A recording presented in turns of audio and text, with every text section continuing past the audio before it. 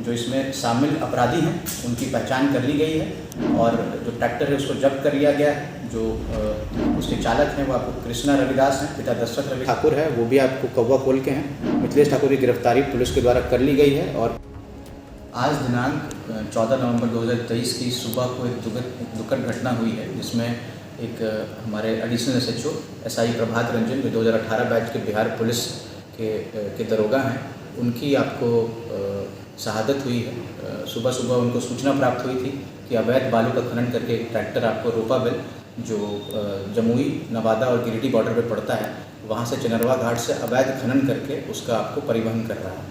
उसी के विरुद्ध छापेमारी करते हुए तुरंत जो सशस्त्र बल है उसके साथ उन्होंने आपको प्रस्थान किया और वहाँ पे गए और जब उस प्रयासरत थे उसको रोकने में, तो जो ट्रैक्टर चालक हैं उनके द्वारा आपको जानबूझकर उनके ऊपर ट्रैक्टर चढ़ा दिया गया, जिस कारण से इलाज के क्रम में उनकी आपको मृत्यु हो गई। इसमें एक जो होमगार्ड है उनकी भी हताहत होने की सूचना है। फिलहाल वो इलाजरत हैं और अभी उनकी आपको जो सिचुएशन है वो आपको सही है। वो उम्मीद करते हैं कि वो जल्दी स्वस्थ हो जाएँ।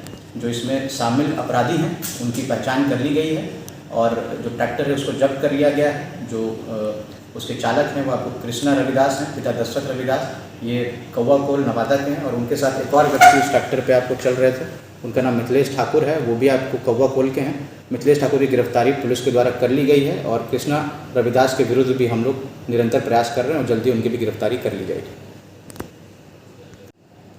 आज दिनांक 14 नवंबर 2023 की सुबह को एक दुखद घटना हुई है, जिसमें एक हमारे additional SHO SI Prabhat Ranjan जो 2018 बैच के बिहार पुलिस के दरोगा हैं, उनकी आपको शहादत हुई है। सुबह सुबह उनको सूचना प्राप्त हुई थी कि अवैध बालू का खनन करके एक ट्रैक्टर आपको रोपावेल जो जमुई, नवादा और गिरिडीह बॉर्डर पे पड़ता है, वहाँ से चनरवा घाट से अवैध खनन करके उसका आपको परिवहन कर रहा है।